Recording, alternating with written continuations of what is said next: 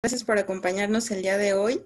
Y bueno, pues para mí es un placer. Bueno, me presento, soy la doctora Daniela, soy la coordinadora académica de Aquapad y para mí hoy es un placer y un honor presentar a nuestro ponente de hoy, que es el director de Aquapad. Él es el doctor Rubén López. Entonces, doctor Rubén, no sé si puede activar su camarita para que lo veamos. Hola, buenas noches a todos. Muchas gracias por estar aquí.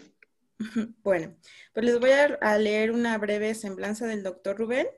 Bueno, el doctor Rubén pues es médico veterinario zootecnista por la Facultad de Medicina Veterinaria y Zootecnia de la Universidad de Colima. Él egresó en el año del 2012. Posteriormente realizó sus estudios de posgrado, realizó su maestría en Medicina Veterinaria y Zootecnia con campo de profundización de anatomopatología diagnóstica por la Facultad de Medicina Veterinaria y Zootecnia de la UNAM en el año 2019 y obtuvo mención honorífica. En el 2011 recibió el premio Doctora Aline Schunemann por el mejor patólogo joven en el marco del 20 Congreso Nacional de Patología Veterinaria. En el 2013 trabajó como consultor en sanidad animal y bioseguridad en Aquafinca Saint Peter Fish, Regal Spring en Honduras. Durante los años 2014 y 2015 trabajó como jefe de sanidad en la misma institución y en el año 2016 en Acuagranjas Dos Lagos laboró como jefe de sanidad. Durante los años 2016 y 2017 realizó el programa único de internado en medicina veterinaria y zootecnia, ha publicado 5 artículos en revistas arbitradas, presentado 30 trabajos en congresos nacionales e internacionales y ha ofrecido 13 cursos, talleres y seminarios enfocados a diagnóstico de enfermedades en organismos acuáticos en México. También ha recibido entrenamiento en patología veterinaria en diferentes instituciones nacionales como African Safari, IASA, CEDEP de la Facultad de Medicina Veterinaria de la UNAM, internacionales como en la Universidad de Cambridge en Inglaterra, en la Facultad de Queens, la Escuela de Veterinaria, y en Alicante, España. Actualmente es miembro activo de la World Aquatic Veterinary Medical Association. Está en proceso de certificación y también es miembro del Latin Comparative Pathology Group Charles Louis Davis Foundation, de la Sociedad Mexicana de Patólogos Veterinarios, del Colegio Mexicano de Médicos Veterinarios en Pequeñas Especies del estado de Colima. Y bueno, sin más preámbulos, pues bueno, te cedo el micrófono, Rubén, y es un honor escucharte el día de hoy. Muchas gracias, Dani. Muchas gracias a todos por estar el día de hoy aquí.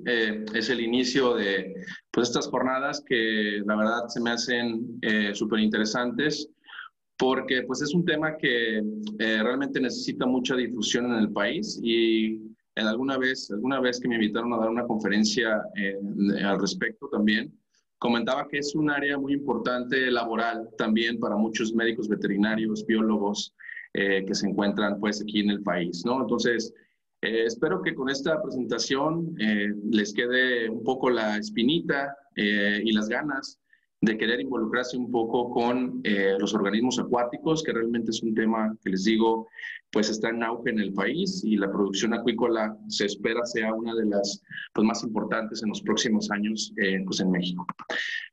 Y bueno, pues vamos a comenzar con esta conferencia. Vamos a orientar esta conferencia al diagnóstico de enfermedades en organismos acuáticos. Vamos a hablar de temas básicos que sean entendibles para ustedes y que de repente puedan aplicar en algunas granjas que tengan por ahí cerca. Veo muchas personas de Jalisco, de la Universidad del CUSUR. Agradezco mucho al doctor Roberto Farías por habernos invitado. Y bueno, Jalisco es uno de los principales productores de tilapia, entonces tienen una amplia oportunidad de laboral ustedes en ese bello estado, ¿sale? Entonces vamos a empezar con esta conferencia. Importante primero hablar sobre el estudio clínico de las enfermedades. Primero, ¿por qué vamos a hacer diagnóstico en organismos acuáticos? Les decía, las enfermedades en los organismos acuáticos es un tema muy importante en la actualidad. A medida que nosotros intensificamos la producción, empezamos a tener problemas productivos, problemas de calidad de agua, porque intensificamos la producción, porque ponemos más biomasa dentro de las unidades productivas. Y esto nos conlleva a tener problemas de enfermedad, ¿no? Entonces, una parte fundamental del control, de la prevención y de la erradicación de estas enfermedades pues es hacer diagnóstico para poder entender cuáles son los agentes que tenemos involucrados en el proceso de enfermedad y pues con esto poder establecer estas medidas para el control de estas enfermedades. Voy a orientar este tema a tilapia, que es una de las especies productivas más importantes en el país en la actualidad. Pero este tema abarca no solamente, o sea, estos temas, los que ustedes van a ver, los conceptos, abarcan no solamente tilapia, ustedes pueden aplicarlos muy bien a animales de ornato. He tenido la oportunidad de trabajar también con peces de ornato, granjas que se dedican a producir, por ejemplo, peces dorados, vetas, etcétera. También he tenido la oportunidad de trabajar con peces, pues, vaya, ya presentes en acuario, ¿no? Kois, etcétera. Bueno, peces disco, etcétera. Muchos, una gran variedad de organismos acuáticos. Pero vamos a orientar un poco ese tema a lo que es la parte de tilapia. Entonces, algo importante hacer siempre es un estudio clínico de las unidades productivas, un estudio clínico en los peces, ¿no? Que algunos puntos que debemos considerar, pues, es dónde está el centro productivo, ¿no? En qué fase productiva es en la que estamos, número de identificación de la jaula, etcétera. ¿Qué mortalidad hay? Eso es importante porque muchas veces hacemos diagnóstico cuando la curva de mortalidad se encuentra en pues, una etapa muy temprana, ¿no? O a veces hacemos el diagnóstico cuando la mortalidad ya va decayendo y muchas veces esto no nos da un indicativo real de lo que está sucediendo en la unidad productiva. Entonces, importante entender que es importante analizar muy bien las tendencias de la mortalidad y el diagnóstico hacerlo de forma temprana, no cuando la mortalidad se encuentra en su pico más alto o cuando esta mortalidad, estos índices de mortalidad van decayendo, ¿no? Importante considerar los pesos promedios, las edades, porque muchas enfermedades son prácticamente específicas de la edad, ¿no? Tenemos enfermedades que afectan mucho a los animales muy pequeños, menores de 3 gramos, y vemos enfermedades que afectan a animales que pesan un poco más, ¿no? En el caso de tilapia. Ya en el caso de animales de ornato, pues varía mucho y se asocia muchísimo más con la edad y con la especie, ¿no? Tenemos enfermedades parasitarias, neoplásicas, que se irán presentando dependiendo de la especie, la edad y, bueno, la calidad del ambiente en el que se encuentren. Algunas cosas que debemos de considerar para el examen, bueno, para el estudio clínico es el examen físico, ¿sí? En esto, ¿qué tenemos que hacer? Pues evaluar el nado. Tenemos diferentes tipos de nado errático, nado en espiral, etcétera. Tenemos que ver cómo nadan estos peces porque esto nos indica mucho si hay alguna lesión. Por ejemplo, si tenemos una lesión en el sistema nervioso central, usualmente vamos a ver animales que tienen ese nado en espiral. De hecho, hay algunos que le llaman como nado en tornillo y este nado también lo asocian mucho a un protozoo que se llama Myxobolus cerebralis. Es un protozoo que afecta al sistema nervioso central. Entonces, pues estos nados nos pueden orientar un poco, sin embargo, no siempre son muy específicos, pero nos pueden orientar a qué tipo de proceso del que se está presentando, ¿no? Tenemos que ver la distribución en la jaula o en la unidad productiva, si los peces se encuentran en el afluente, si se encuentran en el efluente del agua, si todos están en la superficie. Un ejemplo, si tenemos los peces en el afluente de agua, eso quiere decir que probablemente los niveles de oxígeno en el ambiente son muy pobres y por lo tanto todos los peces se van a ir al afluente, que es el sitio donde llega un agua con una mayor concentración de oxígeno o con elementos que no son tóxicos para el pez. Sin embargo, si se encuentran en el efluente, eso quiere decir que los peces pues quieren más bien huir. Eso quiere decir que el agua está entrando por el afluente con algún tóxico o alguna cantidad muy alta de algún elemento como amonio, nitritos, nitratos, y eso lo que hacen los peces pues es huir de esa alta concentración. Entonces, si vemos los peces que están en el afluente o en el efluente, ya nos puede indicar algo más, ¿no? Un problema de hipoxia, por ejemplo, pues vamos a ver que los animales van a estar en la superficie, van a estar boqueando, ¿no? ¿Por qué? Porque ellos obviamente, pues hay una baja concentración de oxígeno, el oxígeno disuelto en el agua es muy bajo, y por lo tanto van a estar en la superficie donde usualmente la concentración de oxígeno suele ser un poco mayor, ¿no? Entonces, vean cómo el comportamiento, la actividad, la distribución, el nado nos va a indicar pues, qué está pasando en esta unidad productiva. Otra cuestión importante es la mortalidad. Cuando estamos hablando de animales en producción, tenemos que identificar si la mortalidad es escasa, si es masiva, si están afectándose solamente mi especie que está en producción, o si es un proceso que afecta a múltiples especies. ¿Sí? Por ejemplo, si tenemos una jaula donde tenemos un grupo de tilapias y aparte estamos viendo que está muriendo fauna silvestre, pues probablemente es algo que está afectando pues a todo el ambiente, no tanto a las unidades productivas, ¿no? O al microambiente en el que se encuentran. Y bueno, Eso es algo importante a considerar en el estudio clínico de las enfermedades. Una cosa que les digo, muchas veces me preguntan, y es una de las especies más comunes que tenemos, los betas, ¿no? Luego de repente me preguntan, oye, médico, mi beta está un poco enfermo, ¿cómo puedo hacer para ver si está enfermo o no? Acuérdense que los betas, por ejemplo, son animales peleadores, ¿no? Les gusta pelear. Si le ponen otro beta a un lado, pues esos animales van a querer golpearlo, ¿no? Destruirlo. Entonces, ¿qué hacemos para tratar de ver si su respuesta de agresividad, que es una respuesta normal en los beta, está presente o no? Pues les ponemos un espejo. Si no tenemos otro beta, agarramos un espejo, se lo acercamos y si este animal responde a ese espejo es porque tiene pues ese comportamiento de agresivo normal, ¿no? Entonces, probablemente no tanto que esté deprimido, habrá que revisar alguna otra condición que esté afectándolo, pero su comportamiento, por lo menos normal, pues está presente, ¿no? Que es el comportamiento de agresividad. Entre otras especies que pues hay algunos tips por ahí, ¿no? Bueno, en el estudio clínico les mencionaba, pues tenemos animales que pueden estar curveados. Bueno, creo que este video no está disponible. Animales que están curveados en la superficie del agua. Si un animal que está enfermo no va a responder a estímulos externos, eso quiere decir, si no sé si ustedes han ido alguna vez a un lago, ven algunos peces cerca y ustedes se acercan, ¿qué hacen los peces? Pues huyen inmediatamente, ¿no?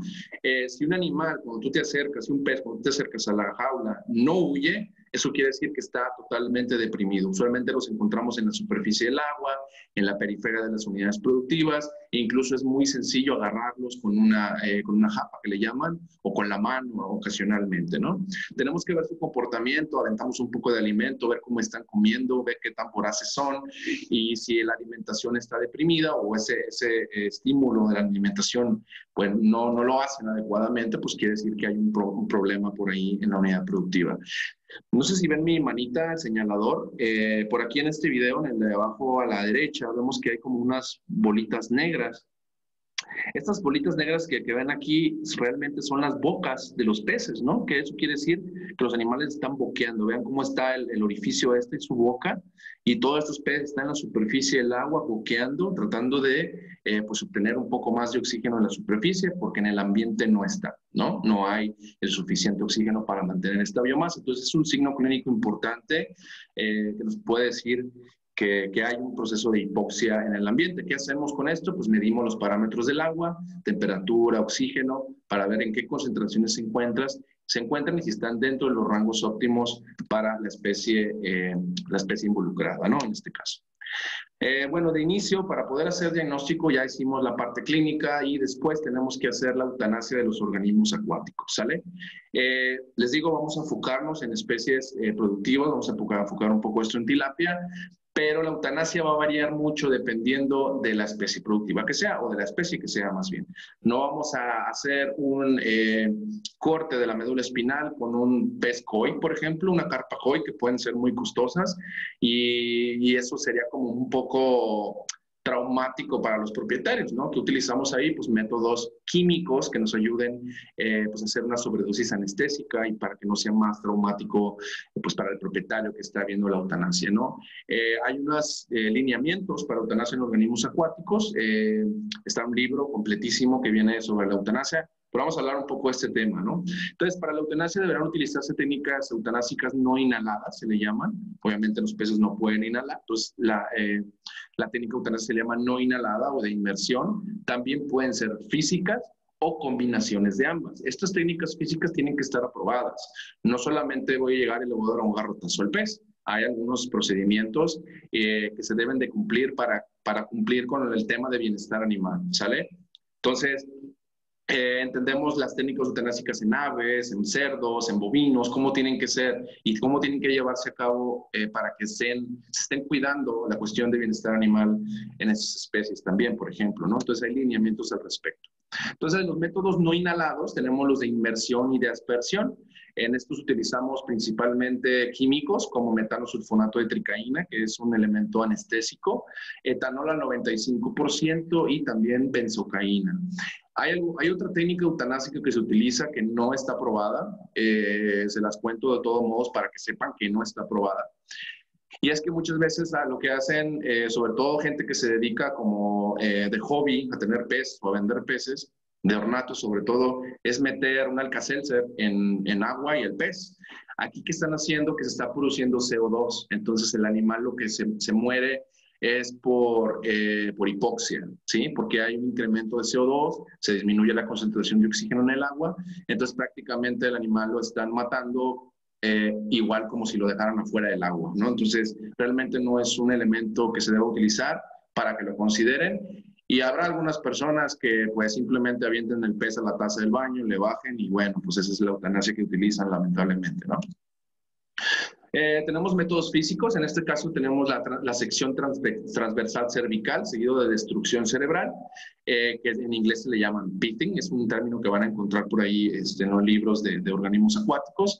En este caso, ¿qué hacemos? Hacemos una transección cervical, vamos a hacer una desensibilización del pez, sin embargo el pez sigue consciente, por lo tanto tenemos que hacer una destrucción del cerebro, ¿sí? Para cerciorarnos de que el animal efectivamente no está recibiendo estímulos del sistema nervioso y que no tiene, y que bueno, que prácticamente pues está muerto, ¿no? El otro es otra vez un traumatismo cerebral, pero siempre seguido de destrucción cerebral.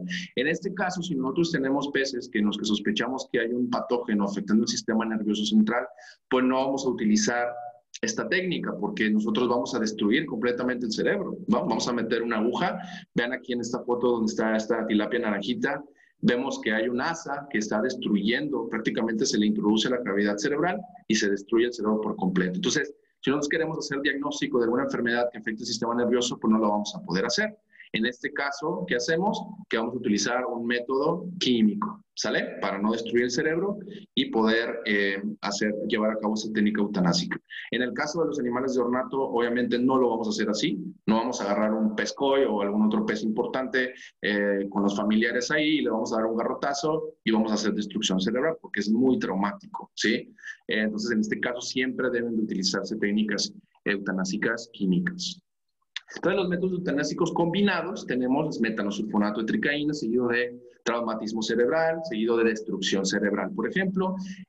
Puede ser igual metanosulfonato seguido de sección transversal cervical y destrucción cerebral al final, o simplemente una sobredosis anestésica, metanosulfonato de tricaína, o una sedación, seguido igual de un proceso de destrucción cerebral, ¿no? Entonces, esas son las técnicas que podemos combinar y dependerá mucho del objetivo de nuestra técnica eutanásica, ¿no? O de lo que vayamos a hacer con ese pez para hacer la técnica eutanásica adecuada, ¿no? Entonces, aquí tenemos algunas concentraciones, algunos métodos, ¿sí? En el caso de aspersión, lo que se hace es una concentración de 500 miligramos por litro de agua y con un aspersor, ¿sí? Con un aspersor se avienta directamente aspersiones en la branquia. Entonces, el pez inmediatamente, o sea, tú sacas el pez, lo pones en la mesa, aspersas, haces aspersión de anestésico y prácticamente va a morir casi inmediatamente porque si ven la concentración es muy, muy alta, ¿no? El etanol al 95%, 50 partes por cada mil de agua, está aprobado. Sin embargo, usualmente se va a utilizar solamente en animales pequeños, en animales menores a 2 gramos, ¿sí? No hay que utilizarlo en animales mayores. Para empezar, porque el etanol es costoso y pues para eutanasiar un animal más grande, pues obviamente vamos a necesitar un poco más de concentración de etanol. Algo importante es que hay que hacer pruebas, ¿sí? Esas son concentraciones que yo les doy, que yo he probado. Sin embargo, cada agua de cada unidad productiva es diferente. Entonces hay que hacer pruebas de eutanasia utilizando diferentes químicos, benzocaína, metanosulfonato de tricaína, etcétera, isoeugenol. Por ejemplo, no sé si sepan, pero una forma de sedar a un pez es con clavo de olor. El clavo de olor es el que utiliza su mamá para cocinar.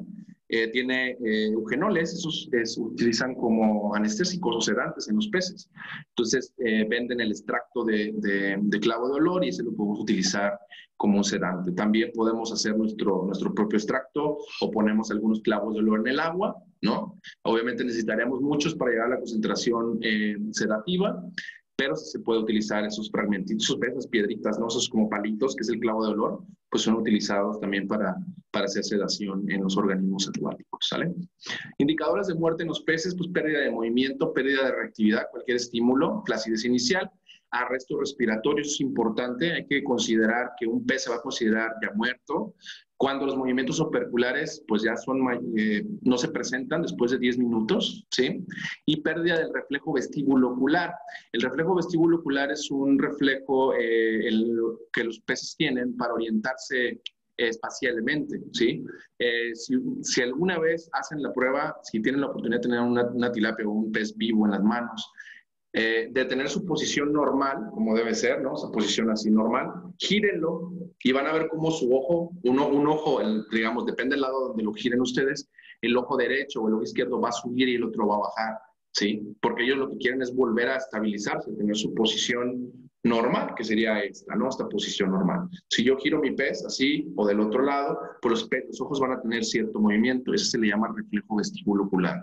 Un animal que está muerto, pues ustedes van a ver, han visto, ¿no? Si van a alguna tienda, ven las tilapias ahí frescas o en algún mercado, pues ven que los ojos están completamente fijos, no tienen ningún movimiento. Y eso se le llama pérdida del reflejo vestíbulo ocular. Y lo último sería la ausencia de ritmo cardíaco, ¿sí? En un animal, incluso que esté muerto, no necesariamente tiene que estar el corazón también arrítmico, ¿sí? Eso es importante. El animal puede estar muerto y el corazón puede seguir latiendo, y esto puede ocurrir en anfibios que incluso pueden durar hasta, no sé, yo he tenido oportunidad de ver animales que hasta 10, 20 minutos después, haciendo la necropsia, el corazón sigue latiendo, ¿no? Pero esto no quiere decir que el animal está vivo, ¿sale? Entonces, para que lo consideren, he visto por ahí videos en YouTube, en Facebook que suben y de repente la gente, oye, pobrecito, está vivo, le está doliendo. No, esto prácticamente es el último elemento que indicaríamos que tomaríamos en cuenta como un indicador de la muerte, ¿sale? Al tener pérdida del reflejo vestíbulo ocular y cese de los movimientos respiratorios, prácticamente con eso diríamos que el animal pues ya está clínicamente muerto, ¿sale? Lo que sigue, bueno, para el diagnóstico, pues es aprender la técnica de necropsia. Esa técnica de necropsia va a variar mucho dependiendo de la especie que esté involucrada, porque si ustedes imaginan, pues hay muchos peces que tienen diferentes morfologías, ¿no? Tenemos peces fusiformes, si alguien ha visto alguna vez el pez disco, es un pez pues prácticamente circular, ¿no? Entonces la cavidad celómica, el abordaje de necropsia va a ser muy distinto. También si estamos hablando de necropsias en mamíferos marinos, en tortugas, todo ese tipo de especies acuáticas, pues también va a ser totalmente distinto. En este caso lo vamos a enfocar nuevamente tilapia, a peces fusiformes, y que bueno, es aplicable para prácticamente todos los organismos, los peces, ¿no? Los que se encuentran dentro del grupo de los peces. Y bueno, la necropsia es un estudio ordenado, sistemático, detallado, un cadáver que tiene como objetivo observar y describir lesiones macroscópicas que ayuden a establecer un diagnóstico de las posibles causas de muerte o enfermedad, ¿sí? Aquí importante que para hacer necropsia de organismos acuáticos es importante que sean animales que recién acaban de morir o que hayan eutanasiado ustedes, ¿no? O que sean animales moribundos. Es importante. En el caso de la producción, muchas veces los animales los dejan ahí pensando que se van a recuperar. Usualmente esos animales tienden a morir.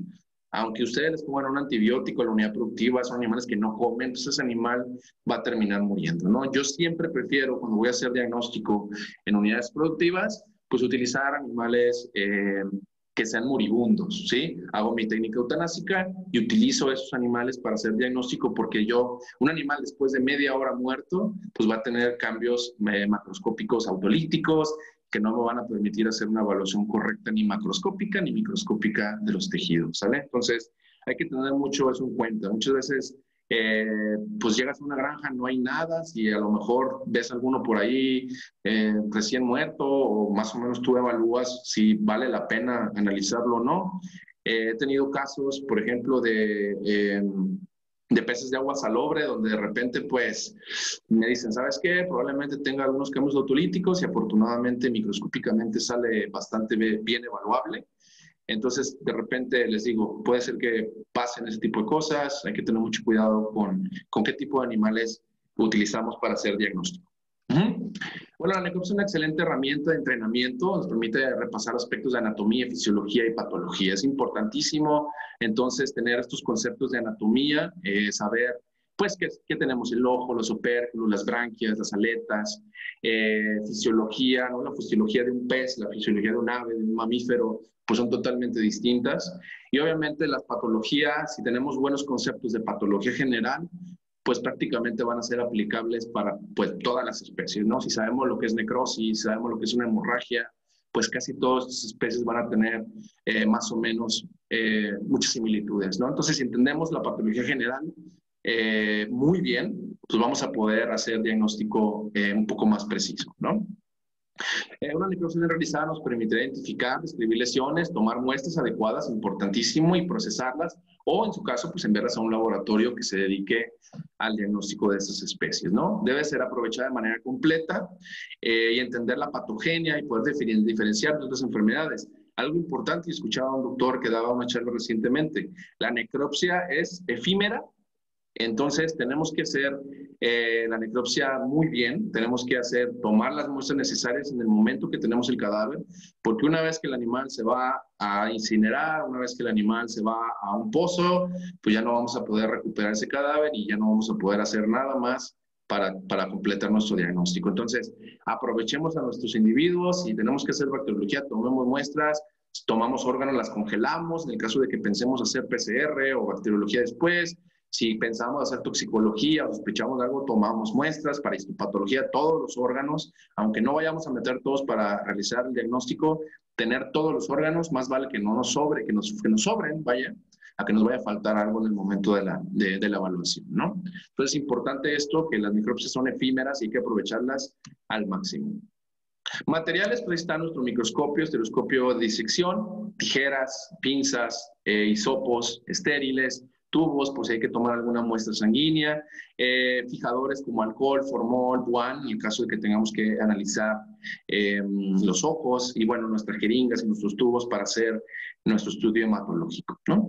Entonces, la necropsia empezamos, pues vamos a inspeccionar macroscópicamente los ojos, las cavidades orales, anal, para poder, la cloaca, para poder identificar si hay alguna lesión. Entonces, vamos a ver un poco de algunas lesiones para que más o menos tengan idea de lo que se puede llegar a observar en estas especies, ¿no? Entonces es importante pesarlo, medirlo, hacer la medición de esta especie, ya bueno, de los peces, y revisar la superficie, si hay descamación, si hay hemorragias, si tenemos hemorragias en la lengua, no sé si han visto por ahí algún parásito que se pone en la lengua, sobre todo en animales marinos, que se llama Simotoa exigua, es un animal que prácticamente reemplaza la lengua, ¿no? Es un parásito que les abres la boca y por ahí se ve el parásito, está muy, muy gracioso, ¿no? Pero pues es un animal que al final, parásito que al final lo podemos encontrar simplemente con abrir la cavidad oral, ¿no? Inspeccionar las aletas, a ver si no hay alguna hemorragia, a ver si no hay una pérdida de la continuidad de los filamentos branquiales, de los filamentos cutáneos también, ¿no?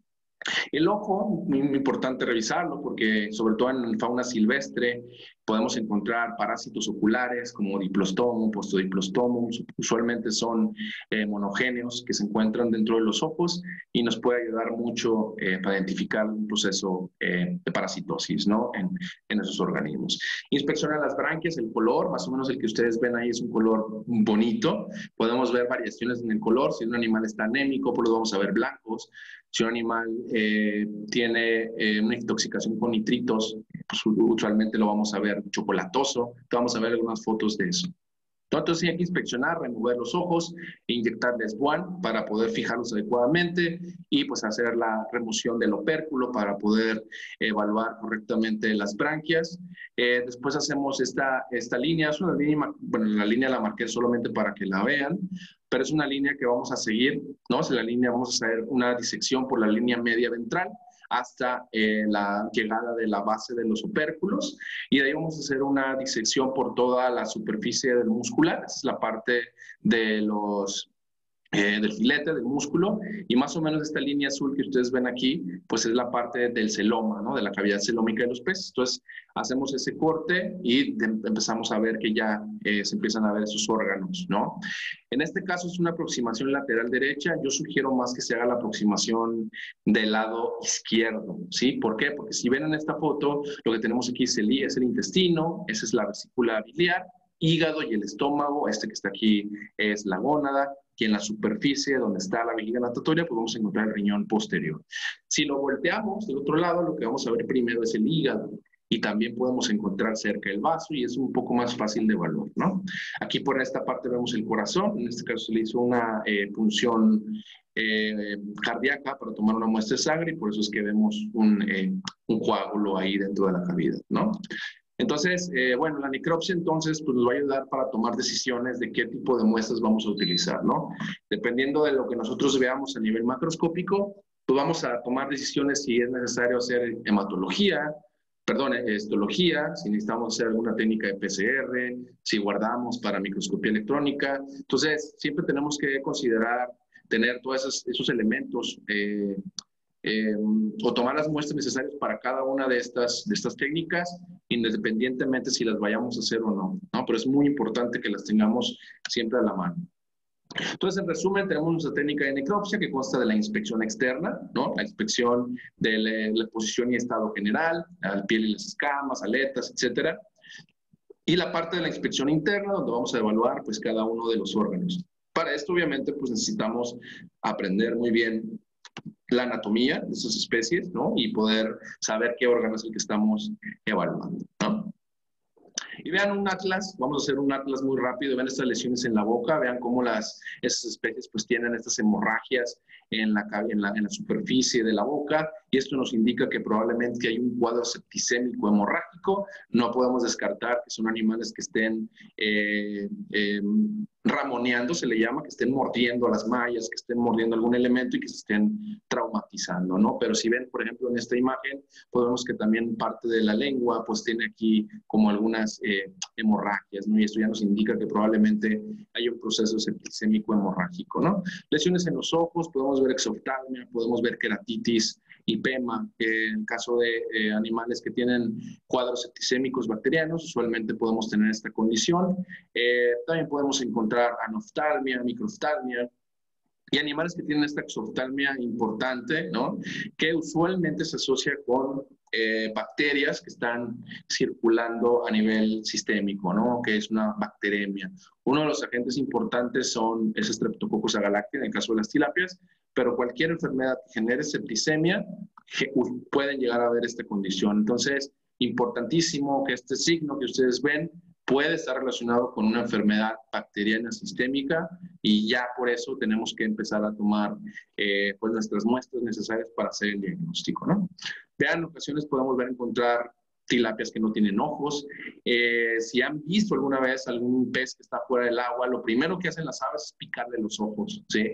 Entonces, y vean en qué interesante, porque los ciclos de parásitos usualmente están involucrados los peces, las aves, ¿sí? En los ciclos de parásitos de los peces siempre hay aves que están involucradas en el ciclo de vida de estos parásitos.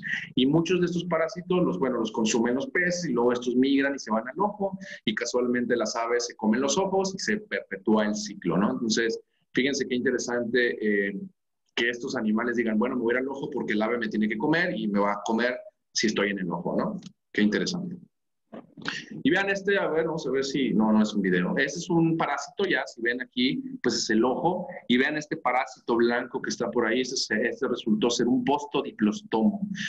Afortunadamente, pues siempre los parásitos nosotros los mandamos al Instituto de Biología de la UNAM, donde incluso tenemos ya como algunos registros por ahí de parásitos. Hay un doctor, la verdad, muy gran amigo, muy buen doctor, que nos ayuda siempre con el diagnóstico de estos parásitos y bueno, en México falta mucho todavía estudio de este tipo de cosas, entonces es muy importante hacer diagnóstico para poder pues, incrementar esta información de parasitismos en organismos acuáticos.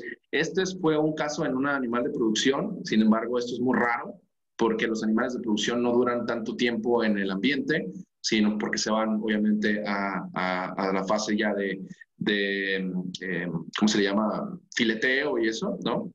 Y usualmente las parasitosis las van a ver mucho en animales que están pues en vida libre, ¿no? Que pueden durar un poco más tiempo y que se puede perpetuar el ciclo de estos parásitos. Vean lesiones en la piel, hemorragias, lesiones erosivas. En este caso, por ejemplo, el de la superior izquierda, es un animal que, bueno, en los peces se utilizan unos blowers, que son como unos tipos de ventiladores, vaya, para oxigenar el agua, pero estos tienen una guarda de protección, tienen una como tipo conchita de protección. Desafortunadamente esta guarda se rompió y como es una turbina como de un avión, prácticamente solo que en miniatura, pues vean el traumatismo que generó en estos peces, ¿no? Entonces, vean cómo hay veces que cuestiones físicas también pueden generar estas lesiones, pero siempre también descartar que haya algún proceso infeccioso bacteriano que afecte la piel. En este caso de la superior derecha, pues vemos esta lesión que se le llama lesión en silla de montar, muy característica y bilateral, que se relaciona con una bacteria que se llama Flowobacterium columnaris. Y vean, podemos encontrar hifas, vean esta como pelusa, ¿no? Estas estructuras que parecen pelos, que están pues en la superficie de la piel. Si los ven muy verdes es porque el agua pues tenía muchas algas y bueno, pues se pigmentó nada más. No son algas que están atrapadas dentro de las hifas, pero pues es importante hacer diagnóstico de esto para ver qué tipo de elemento es el que está adherido ahí a la superficie de la piel, ¿no? Vean nuevamente hemorragias, ¿no? Todo este tipo de lesiones erosivas, ulcerativas, que nos pueden ayudar pues a tener un diagnóstico. Vean una bacteria que prácticamente se comía a los peces. Llegué a ver peces que tenían pues casi la mitad del cuerpo, sin nada más con la aleta y sin nada de músculo, ¿no? Y vivos todavía, imagínense, ¿no? Esos peces zombies ahí. Vean, es otra lesión interesante que se llama lepidortosis. Es un edema, es una lesión que se genera en el epitelio de la dermis, bueno, en la dermis, en la piel, y en la nivel de la epidermis, subepidérmico, en la parte de la dermis se hace edema. Las escamas se generan más o menos en esta región. Las escamas son prácticamente como si fuera un pelo en los peces, ¿no? En el caso de los peces. Entonces, cuando este edema se genera en la dermis, lo que pasa es que se levantan esas escamas, ¿no? Y si ustedes ven aquí, se ven como erizadas, y esto se llama lepidortosis. Usualmente se trata de un elemento tóxico, una toxina que está generando vasodilatación y que está generando edema a nivel dérmico, y por eso es que tenemos pues esta lesión lepidortosis, levantamiento de las escamas en los peces. Se dice que los peces no generan pus, pero bueno, ahí están, hay pústulas, ¿no? Estas lesiones que si ustedes las rompen y las presionan, pues generan este exudado purulento que sale a la superficie, ¿no? Entonces, pues prácticamente se les llaman pústulas también en el caso de los peces. Y bueno, pues miren, esta es una lesión muy interesante que se relaciona con estreptococos. Lesiones en las aletas, úlceras igual, hemorragias, pérdida de la continuidad de la piel, este deshilachamiento de la aleta que es muy característico. Animales que se encuentran estresados pueden tener este deshilachamiento, incluso pueden tener despigmentación, como en este caso, ¿sí? Si ven que hay hemorragias, deshilachamiento y despigmentación. Hemorragias en las aletas. Vean este caso lo que les decía, miren, es una flagobacteria que está generando pues destrucción del músculo, y vean animales prácticamente que siguen vivos, pero pues con casi la mitad del cuerpo, ¿no? Entonces es un signo o una lesión que incluso pueden ver de lejos, ¿no? Ustedes van a una granja, ven los peces cómo están nadando, obviamente los animales no van a nadar adecuadamente porque no tienen la aleta más importante, que es la aleta caudal que les da propulsión. Entonces los animales pues van a querer irse, pero no van a poder, ¿no? ¿Por qué? Porque no pueden propulsionarse pues adecuadamente, ¿no? Las lesiones en el abdomen, le mandaba alguna vez esta foto a una amiga y le dije, oye, ¿cuántos meses crees que tenga de embarazo, no? Esta tilapia. Y bueno, pues desafortunadamente las tilapias no se reproducen así, no se embarazan, ¿no? Y esto se le llama ascitis, es al cúmulo de una gran cantidad de líquido en la cavidad celómica, y pues puede dar ese aspecto como que estuvieran embarazadas, ¿no? Este abultamiento impresionante de la cavidad celómica. Y usualmente se relaciona igual con procesos septicémicos bacterianos, usualmente streptococosis, en este caso tilapias. Muchas otras bacterias pueden generar esos procesos, pero vean, usualmente serían bacterias que generan daño al endotelio vascular, que genera toxinas, ¿no? Esas toxinas que afectan al endotelio vascular y genera edema y bueno, acumulación de líquido en las cavidades. Lesiones en las branquias, como necrosis de las branquias,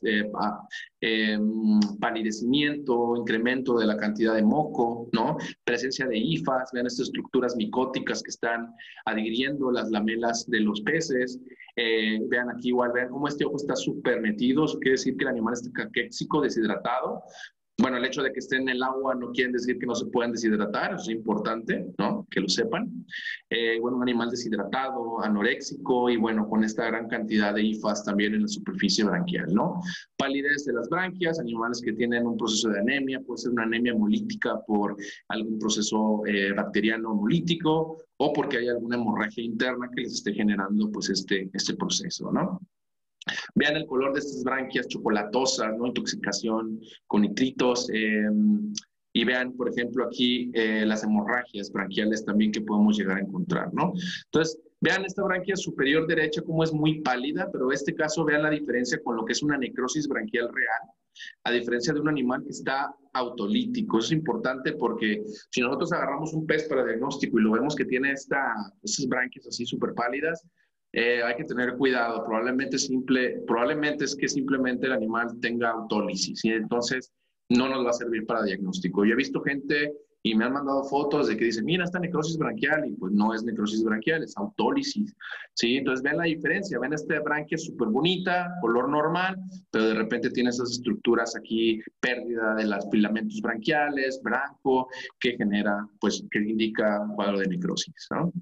Y bueno, de repente vemos estas también lesiones que es ya un cuadro de reparación, ¿no? Desafortunadamente, pues las tilapias no van a regenerar los filamentos branquiales, bueno, ningún pez branquiado, solamente los ajolotes. Sin embargo, pues lo que va a generarse simplemente es un proceso de fibrosis, ¿no? Es una cicatriz, prácticamente lo que estamos viendo aquí es una cicatriz de los filamentos branquiales, ¿no? Entonces, vean, importante conocer las regiones anatómicas. Aquí un esquema más o menos para que lo tengan en cuenta, si le quieren tomar un screenshot, si no, de todos modos les vamos a pasar pues esta conferencia para que la tengan y bueno, para que más o menos se aprendan de forma general lo que es la anatomía de los peces, ¿no? Técnicas básicas de diagnóstico, tenemos el raspado cutáneo, ¿no? La biopsia de branquia, la biopsia de aleta, que nos va a ayudar de forma inicial a identificar un proceso de enfermedad. Estas técnicas son básicas, importantísimas que las conozcan y que las sepan hacer, porque va a ser aplicable no solamente para tilapias, que es lo que yo más me dedico, sino para todas las especies. Si ustedes tienen un pez beta en su casa y quieren ver si tiene parásitos, pues le hacemos un raspado cutáneo. Si tienen un goldfish, si tienen cualquier especie, podemos hacer estas técnicas y bueno, obviamente teniendo un microscopio a la mano para hacer el diagnóstico, ¿no? Entonces, son las técnicas importantes. La otra sería la citopatología. ¿Qué ventajas y desventajas tiene? Pues la citología es una técnica rápida, de baja invasividad, no requiere anestesia, poco material, bajo costo, y las desventajas, pues que usualmente podemos llegar a tener muy escaso material, la sensibilidad puede llegar a ser muy baja. Eso quiere decir que el hecho de que no encontremos nada, en el caso de peces, no descarta que realmente no exista algo por ahí. Y bueno, obviamente si no tenemos experiencia y no tenemos historia clínica suficiente, pues podemos cometer algunos errores con el diagnóstico, con ese diagnóstico, ¿no? Estas técnicas en el caso de organismos acuáticos, usualmente cuando hacemos necropsia, pues utilizamos la impronta.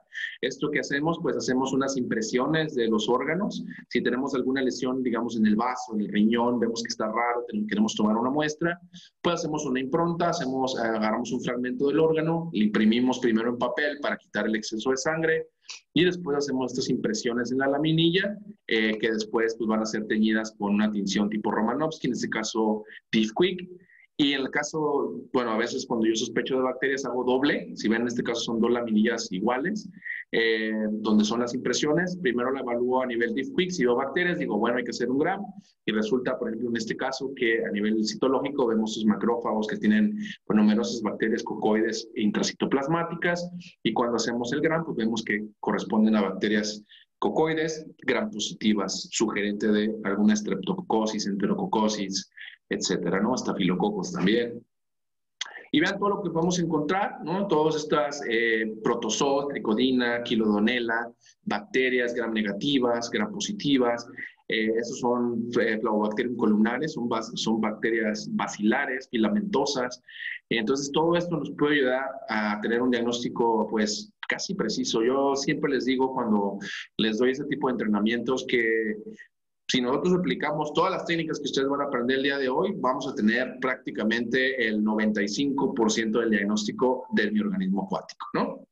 ¿Qué tenemos que hacer nada más? Confirmar con diferentes técnicas como PCR, serología, etcétera, pero ya el diagnóstico prácticamente lo vamos a tener utilizando estas técnicas, ¿no? Pero siempre, bueno, hay que integrar la información, no quedarnos ahí, porque muchas veces podemos llegar a decir, bueno, pues yo sospecho que es una streptococosis, pero pues bueno, hay que hacer qué tipo de streptococo es, si es agalactia, si es INEE, y si es una agalactia hay que serotipificar, pues obviamente si queremos vacunar o algo, pues tenemos que tener el serotipo que esté involucrado, ¿no? Vean igual citología, ¿no? Vemos aquí este macrófago que está lleno de cocos, igual aquí este macrófago que tiene ahí algunos coquitos, es una lesión muscular en un pez también, en un pez beta que tenía bacillus, esos ven los bacterias gram positivas, muy muy largas, y vean los extremos, como son cuadrados, prácticamente no son redonditos. Entonces es una bacteria que se llama bacillus, ¿no? Hasta ahí nos quedamos por la morfología como el género, pero pues obviamente hacer un cultivo microbiológico para determinar pues ya de qué especie se trata.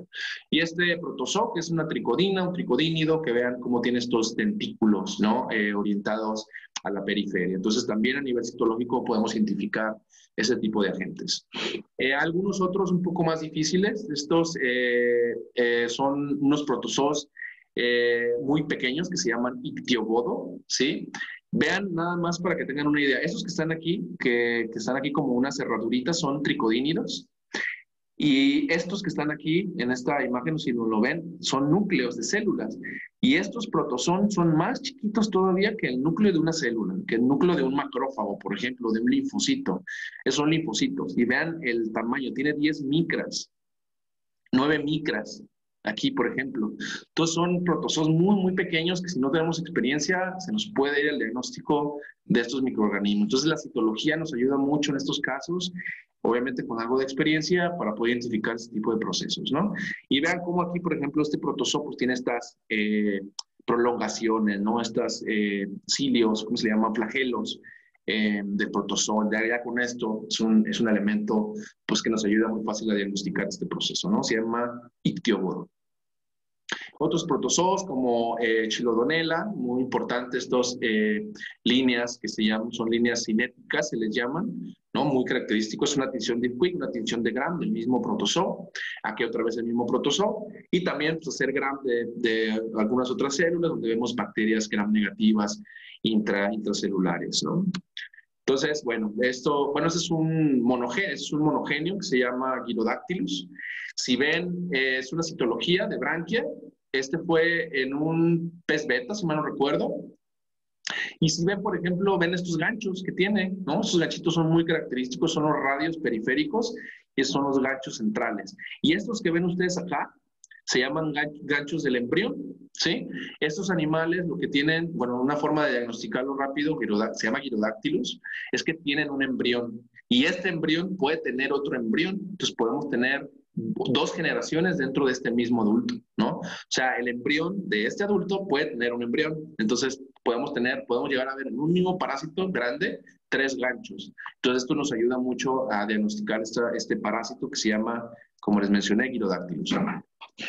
El otro es el examen directo en fresco. Lo que hacemos pues, es tomar fragmentos de los tejidos, los vamos a cortar con unas tijeras y los vamos a poner en una laminilla. Si son animales muy pequeños, pues quitamos las branquias, quitamos las aletas, o simplemente podemos hacer un aplastamiento directamente, los ponemos los peces ahí y hacemos un aplastamiento y empezamos a verlos, ¿no? Bueno, hacer aquí otra vez esos esquemas de las branquias y las aletas para evaluación.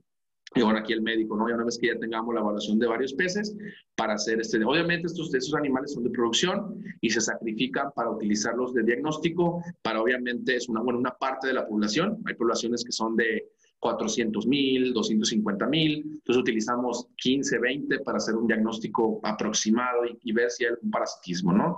Entonces realmente la proporción de parásitos de peces que se utilizan pues, es mínima en comparación con la población que hay, ¿no? Y ver a nivel estereoscópico, pues ya podemos ver las branquias, los diferentes órganos haciendo squash, ¿no? Vean estos 2 cristales donde se apachurran prácticamente los peces.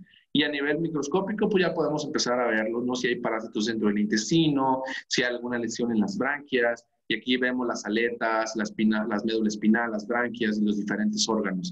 Los animales muy pequeños los podemos evaluar de esta forma, sobre todo cuando son larvas sobre todo cuando son productivas, ¿no? Si son animales larvas de un pez de ornato, pues no lo vamos a sacrificar nada más por así, porque en este caso estamos esperando que estos peces crezcan para venderlos en el futuro, ¿no? Usualmente animales como las tilapias, bagres, etcétera, pues se pueden sacrificar algunos para utilizarlos como diagnóstico. Y vean cómo en este caso pues ya empezamos a ver el incremento aquí de materia orgánica, vemos tricodínidos, vean este que está aquí es un tricodínido, y no sé si alcancen a notar en esta foto esta como pequeña bolita que tiene como algunas líneas perpendiculares aquí, bueno, que se proyectan hacia el exterior. Este caso, esta lesión que ustedes ven aquí es un cúmulo de bacterias, y este cúmulo de bacterias es característico de un Flavobacterium, ¿no? Se les llaman como, ¿cómo se les llaman? De esos de, ¿cómo se les llaman? Son como unos montones de paja, ¿no? Que se utilizan así en las granjas, que hay como montones así de pajas, se le llama, esa es una forma característica que tiene. Entonces, ya con tan solo ver la branquia directamente y ver esas estructuras, pues tenemos un diagnóstico, ¿no? Itch es una enfermedad del punto blanco, ese es el protozoo que genera esta enfermedad. Tenemos otra vez el girodáctilo, ¿se acuerdan que les decía el gancho? Y vean cómo estos dos ganchitos que son, pues son los ganchos del embrión. Y bueno, entre otras estructuras como hongos que podemos llegar a ver utilizando esta técnica, ¿no? Vean aquí, aquí tenemos un video incluso. Vean este montoncito que les decía, no sé si lo alcanzan a ver. Vean cómo, ojalá que lo vean muy bien, pero vean cómo es una montañita y tiene un montón de pelitos, como de un montón, y vean bacterias por ahí que se mueven. Y esto es característico, incluso se mueven, si lo ven. No sé si han visto en el mar alguna vez algún erizo de mar. Se ve muy parecido, pero a nivel microscópico, ¿no? Entonces vean estas montañitas, vean pues esas bacterias, son cúmulos de bacterias que están ahí adheridos y esto es característico de Flavobacterium columnare. Y luego vean esta por aquí va a aparecer una que se va a mover medio raro, miren, esta que está aquí, ¿sí la ven? Vean cómo se mueve ahí medio raro, esa es una bacteria de estas, pues libre, y vean cómo se mueve, ¿no? Cómo se desplaza, y esto también es súper característico de esta condición, ¿no? Vean aquí unos parásitos, más o menos para que vean su movimiento. Esas son fotos, creo que aquí están videos, ¿ok? Vean la diferencia entre el movimiento de este y el movimiento de este otro. Ese es el Gyrodactylus y este que está acá se llama Dactylogyrus o Ciclidogyrus en el caso de los ciclidos. Entonces vean el movimiento de esa. Vean cómo es un movimiento un poco lento, es un animal rechoncho, pigmentado, tiene estos puntitos negros por ahí, y esto nos ayuda mucho con el diagnóstico. Vean la diferencia del movimiento con este otro. Es un animal que se mueve, es un protozoo, perdón, un parásito que se mueve mucho, se estira mucho, es clarito, tiene los ganchos y los ganchos del embrión. Entonces vean la forma que podemos diferenciar estos dos parásitos, ¿no? Entonces, el movimiento es súper importante. Yo siempre les digo, cuando hacemos diagnóstico a nivel microscópico, que utilizamos nuestro microscopio, que utilizamos animales frescos, que vamos a ver la branquia o un raspado de piel, lo importante primero es detectar movimiento. Si tú dejas esa laminilla con la branquia y te esperas 5 o 10 minutos y después la ves, pues puede ser que esos parásitos se mueran, no se muevan y puede ser difícil que los detectes, ¿no? Sobre todo, no sé si vieron en esta foto que están estos otros circulitos que están aquí son tricodínidos. Aquí ya están muertos, ya no se mueven. Pero vamos a ver si tengo alguna foto. Bueno, no, ya no tengo video. Son animales, son protozoos que se mueven muchísimo y es muy fácil hacer el diagnóstico tan solo con ver su movimiento, ¿no? Entonces ya con esto pues podemos hacer mediciones, podemos ver las estructuras y podemos con esto clasificar qué tipo de parásito se encuentra. Este que está aquí en la parte superior se encapsula en las branquias, una cápsula de cartílago y se le llama Centrocestus formosanus, ¿no? Yo siempre digo que parece una águila parada como en un tronco, ¿no? Siempre es como esa forma, como una aguilita. Y es muy característico. Yo veo eso, veo que está dentro de una cápsula, si lo ven, una cápsula transparente, digo, es un Centrocestus. Son difíciles de diagnosticar porque para poder digerir la cápsula pues hay que utilizar químicos, ¿no? Que digieran sus elementos y que pueda romper la cápsula para poder hacer el diagnóstico de esta fase. Es una fase larvaria. Y vean, igual tricodínidos. Sí, tengo un video del movimiento. Vean cómo se mueven estos de rápido, ¿no? Vamos a ver. Vean qué rápido se mueven. Puedes aplicar esta herramienta. Y vean, súper característico, ¿no? Entonces yo veo, esto es una parasitosis así súper extrema, ¿no? Son animales que tienen, pues, Muchísimos, muchísimos, miles, incontables, ¿no? Y vean cómo se mueven, ese movimiento característico, están en la superficie de las branquias y algunos andan libres, moviéndose, se les llaman, algunos le dicen que parecen como unos platitos ahí que andan nadando, ¿no? En el agua, en la superficie ahí del moco. Imagínense cómo se va a sentir de incómodo tener, vean, este es un ciclidovirus y aparte el montón de tricodínidos ahí en la superficie. Entonces imagínense cómo se va a sentir el pez teniendo este montón de cosas ahí en la superficie de las branquias, ahí caminando.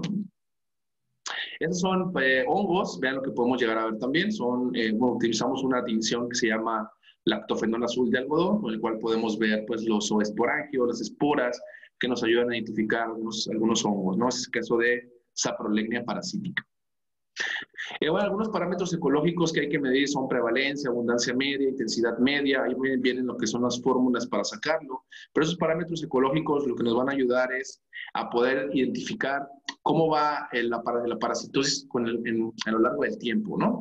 Entonces, con esto podemos ver cuántas muestras hemos tomado y vamos a ver tendencias. Esta es la importancia del diagnóstico de parásitos en la parte productiva, ¿no? Son animales de ornato, pues lo que vamos a hacer es diagnosticarlo para tratar a ese animal, ¿no? Pero acá tenemos que entender, en el caso de la producción, pues cómo se comportan esos parásitos, cómo van las tendencias y con esto poder establecer las medidas correctivas preventivas necesarias para que esas parasitosis pues, no nos afecten a nivel productivo, ¿no?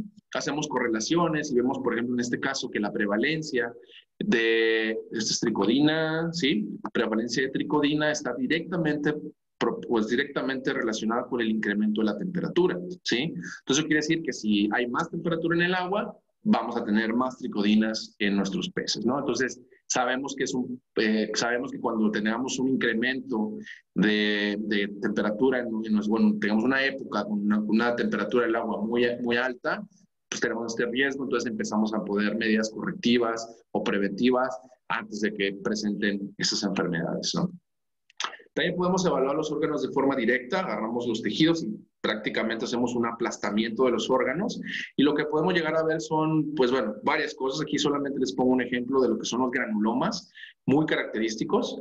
Esto incluso no solo en peces, ¿eh? Si ustedes ven algún animal por ejemplo, en aves, me ha tocado hacerlo, que tienen granulomas, agarro el fragmentito, lo pongo en una laminilla y lo veo directamente y se ven los granulomas. Así tal cual se ven estos, se ven igual en las aves. Entonces se componen de un área central necrótica y pigmentada que tiene un halo claro que corresponde a tejido conectivo, ¿no? Entonces también a nivel, evaluando los órganos en fresco, es una enteritis granulomatosa en un pez también. Y vean los granulomas, ¿no? Súper característicos a nivel microscópico. Y bueno, vean, es el caso de un artículo que publicamos recientemente, que es una frasicelosis en peces joya, en Micromis immaculatus, y vean cómo tengo aquí los granulomas. A nivel macro, el vaso tiene estos puntitos blancos. Vemos a nivel submacroscópico que están estos granulomas. Cerramos diafragma y corroboramos que se trata de granulomas. Y bueno, a nivel microscópico, pues ya hacemos el estudio y vemos que hay estos granulomas, ¿no? Entonces, vean, sin utilizar una histopatología, podemos llegar a un diagnóstico, podemos por lo menos decir, bueno, si se trata de una enfermedad granulomatosa, pero siempre es indispensable hacer histopatología para ver qué elemento es el que está dentro, si es un hongo, si es una bacteria, cuál es la distribución de las lesiones, etc. Hematología también se puede hacer, no solamente en tilapias, en todas las especies de ornato, ¿no? Tomamos nuestra vena, hay diferentes aproximaciones. En este caso les muestro una aproximación lateral de la vena caudal. Aquí importante, pues, saber anatomía, porque pues no es como que, le voy a poner una liga y vamos a ver que brote la vena, ¿no? Para poder identificarla, pues no es así tan fácil. Hay que saber exactamente el punto donde vamos a tomar nuestra muestra. Igual que en otras especies, hacemos nuestro extendido, lo teñimos y vean en este caso, por ejemplo, cómo sospechábamos de una bacteremia y efectivamente a nivel sanguíneo vimos que había cocos gram positivos circulantes, una septicemia por estreptococos, ¿no? Pues aquí los elementos normales, hematocrito, que también se puede utilizar en los organismos acuáticos, ¿no? Y vean algunos ejemplos, ¿no? De los eritrocitos normales, algunos ya con alteraciones, eritroplástidos, bacterias en la superficie de los eritrocitos o algunos monocitos que están ahí circulando, que también podemos llegar a ver algunas bacterias por ahí, ¿no? Muestras de seguimiento inmunológico, podemos hacer también serología, sobre todo eso se utiliza en animales que se van a vacunar, ¿no? Podemos hacer identificación, podemos medir anticuerpos específicos para un agente, algún agente en especial, no sé, por ejemplo, en las carpas, ¿no? Enfermedades de carpas, podemos hacer serología de tilapias o de bagres para ver algún agente en especial, para ver si son animales que han estado en contacto, si fue alguna vacuna, pues qué tal están los niveles serológicos postvacunales. Entonces también podemos utilizar estas herramientas.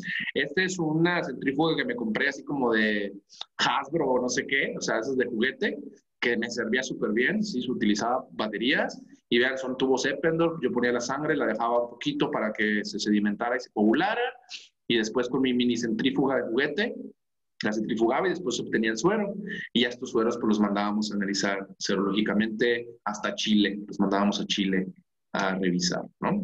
Y vean, la serología igual, considerar que también puede haber procesos de autólisis, de hemólisis, entonces considerar esto cuando tenemos que tomar nuestras muestras, ¿no? Los colores van a ser muy variables, pero siempre tenemos que tener este color amarillo pajizo, ligeramente naranja, o a veces pueden salir muy claritos, como en este caso, ¿no? Otro es microbiología, que podemos hacer microbiología de peces vivos, de agua, de sedimentos, etcétera. Dependiendo de los peces, si son peces de agua dulce o agua salada, vamos a utilizar diferentes tipos de agares, ¿no? Y bueno, podemos hacer, es el caso de un estudio que hicimos de tratar de identificar la microbiota normal que había en nuestros reproductores, ¿no? Entonces vean cómo hacemos estas pruebas de úlceras, de branquias, de cavidad oral, para tratar de identificar qué tipo de agentes teníamos. Sabiendo eso, nosotros podíamos, obviamente, estar prevenidos. Vaya, sacamos una lista de, oye, tenemos, no sé, 30 bacterias en nuestro ambiente, pues sabemos cuáles podrían ser potencialmente patógenas, cuáles no, y entonces teníamos que cuidar nuestra producción para evitar que esos animales se estresaran y que esas bacterias pues, nos generaran algún problema en el futuro, ¿no? Entonces vean aquí ya el cultivo, ¿no? Estas bacterias ahí que se clasificó es una sangre con bacterias, en este caso son aeromonas, son bacterias grisáceas a las 24 horas pequeñas, grisáceas, pueden generar algunas hemólisis, ¿no? Y bueno, nuestra tinción de Gram que no puede faltar. Y también hacemos un agar saburot, donde vemos pues el incremento de IFAS, ¿no? Crecimiento de IFAS, pues para determinar algún elemento micótico por ahí. Nuevamente estas fotos de los hongos. Una vez que tenemos nuestro cultivo, tomamos las muestras, directamente las evaluamos en una laminilla, ponemos nuestro lactofenol azul de algodón, que nos va a permitir evaluar adecuadamente las estructuras que componen a estas estructuras micóticas, ¿no? Y por último, la parte bioquímica, ¿no? De la microbiología. Podemos hacer la microbiología, la parte bioquímica convencional, que sería utilizar estos tubos con los agares específicos, o utilizar estas tiras de API, que se les llaman, que son tiras reactivas donde haces una solución de la bacteria, inoculas cada una de estas, las incubas 24 horas y estas viran su color, y dependiendo del viraje o del color que tomen, se le da una asignación de un número, y dependiendo de la suma o de los números, se genera un código. Este código se mete en un sistema y el sistema te dice que, bueno, con base en en los cambios bioquímicos que hubieron, hay un 95% de certeza o de confiabilidad que se trata de esta bacteria, ¿no? Si queremos confirmar, pues mandamos hacer ya PCR o algo más específico para ya confirmar que realmente es, ¿no? Pero ya con la microbiología convencional, pues nos ayuda bastante. Esas son pruebas in situ, esas son pruebas que se hacen en campo. Son test de aglutinación. En este caso, cuando se sospecha, en el caso de tilapias de streptococcus, utilizamos estos sueros que se llaman sueros de látex, que tienen un elemento, un anticuerpo anti un serotipo específico, ¿no? Entonces nosotros ponemos nuestra muestra control, nuestra prueba, y lo que hace este elemento es que cuando está la bacteria a la que está el anticuerpo, se coagula, ¿no? Entonces, si ven aquí estos montón de grumitos, esto es coagulación, eso quiere decir que esta muestra es positiva para ese serotipo específico el que nosotros estábamos buscando, ¿no? Entonces, estas pruebas también están disponibles para hacer en organismos acuáticos, ¿no? Esas son las que les digo, las látex. Y bueno, la histopatología, que bueno, tomamos muestras por mol al 10%, importantísimo, buferado, pH 7.2. Y bueno, en el caso de los peces pequeños hay que infiltrarlos para asegurarnos que pues estos peces van a estar bien fijados. Si nosotros metemos estos peces directamente al formol, pues probablemente los órganos internos no se van a fijar adecuadamente. Entonces hay que inyectarles formol en la cavidad celómica. Bueno, la técnica histológica, que no vamos a ahondar mucho en esto. Y al final, pues, ¿qué tenemos? Pues mira, en este caso, interesante, si ven, es un corte histológico de la cabeza de un pez, de una tilapia, y vean las branquias y ven cómo estas bolitas aquí que se ven en las branquias, a nivel histológico, pues corresponden a esas estructuras, estos protozoos, que corresponden, bueno, hiperplasia epitelial también, y estos son ictioptirios multifilis, enfermedad del punto blanco, itch, que también se le llega a conocer, ¿no? Entonces, vean a nivel histológico cómo podemos identificar ese tipo de agentes, ¿no? Franciselosis, el pez joya, que ya lo hemos mencionado anteriormente. Esa es la glándula coroidea del ojo, que ven estas lesiones circulares que corresponden a granulomas. Podemos realizar tinciones especiales para ver si hay algún elemento bacteriano, micótico, dentro de estas lesiones, ¿no? Vean, algunos parásitos podemos llegar a ver. Ese se llama Camayanus, el pez joya. Y bueno, biología molecular también podemos realizar. En este caso, pues guardamos los fragmentos de tejido en alcohol, metanol, o podemos congelarlos, o también podemos hacer la PCR de los bloques de parafina, y esto nos va a ayudar a identificar de forma precisa a los agentes que están involucrados, ¿no? Entonces, vean cómo con lo que ya les di de herramientas, pues son prácticamente las herramientas indispensables para hacer diagnóstico. Teniendo esto en cuenta, teniendo estos elementos, conociéndolos bien y aprendiendo y agarrando un poco de experiencia, podemos prácticamente, les digo, tener el 95% del diagnóstico hecho. Hay veces que no vamos a tener nada, entonces por eso les digo, aunque nosotros utilicemos el raspado, la histopatología, no vamos a ver nada. Hay veces que hay intoxicaciones, por ejemplo, blooms de algas en animales marinos, donde las lesiones suelen ser muy sutiles, dependerá mucho de las concentraciones o del tiempo de toxicidad al que hayan estado sometidos, ¿no? Pero pues usualmente no se ven muchas lesiones, entonces en estos casos suele ser difícil el diagnóstico, ¿no? Vean, en este caso, pues una PCR, ¿no? Donde vemos nuestro marcador de peso molecular, y vemos que en estas muestras pues están positivas, un control negativo. Entonces estos animales pues animal negativo, y todos estos positivos a 230 pares de bases, creo que era en este caso, donde, bueno, confirmamos la presencia de un agente específico, ¿no? Y bueno, esas son las herramientas que quería compartir con ustedes. Realmente, para poder aprender mucho más de de los organismos acuáticos, pues hay que meterse mucho en el diagnóstico, gustarte, porque les digo que no es algo tampoco muy común que se haga. Pero bueno, ojalá que les haya quedado la espinita de querer involucrarse en esta área. Por mi parte, pues con mucho gusto, si tienen alguna duda, si tienen algún caso que compartir, que yo les pueda ayudar, pues con muchísimo gusto, tienen mi contacto ahí abajo. No duden en enviarme un correo, un mensajito, y con mucho gusto los oriento. Y bueno, por mi parte es todo. Si tienen alguna pregunta, pues con mucho gusto les responderé. Muchas gracias, Rubén. La verdad es que estuvo muy completa la plática y muy interesante realmente. Y pues sí tenemos varias preguntas, entonces vamos a comenzar. Tenemos una pregunta de Miguel Amezquita. Dice que ¿qué porcentaje de mortalidad se considera normal en crías recién sembradas, en juveniles y en engorda? Híjole, eso es muy variable realmente. Usualmente tú esperas que las unidades, eso varía mucho, depende de la unidad productiva. Si nosotros agarramos un libro, nos va a decir, bueno, tienes que esperar una mortalidad o tienes que tener una sobrevivencia del 90%, del 95%, ¿no? Eso es lo ideal, pero nosotros tenemos que trabajar con las condiciones que tenemos en las granjas, ¿no? Por ejemplo, yo sé de unidades que su sobrevivencia es de un 85%, y hagan lo que hagan, y hemos hecho lo que hemos hecho, su sobrevivencia es del 85%, y no podemos hacer más. ¿Por qué? Porque a lo mejor es la genética, a lo mejor es el ambiente, que simplemente elegiste un lugar para producir malo, y pues esas tus condiciones en las que te tienes que adaptar. Entonces, realmente lo que hay que nosotros hacer es tratar de mejorar nuestra producción, tratar de mejorar todo lo que posible en nuestros métodos productivos, en nuestras instalaciones, nuestras técnicas de manejo, y con base en ello, experimentando, ir viendo cuál es nuestra sobrevivencia normal. Eso, les digo, va a ser muy variable. Yo les puedo decir, bueno, yo he visto granjas que tienen un 95% de sobrevivencia, por ejemplo, en alevinaje 1, bueno, en preengorda, que son peces que se siembran de 1 gramo, 2 gramos, más o menos, en lagos o en presas, de un 90-95%.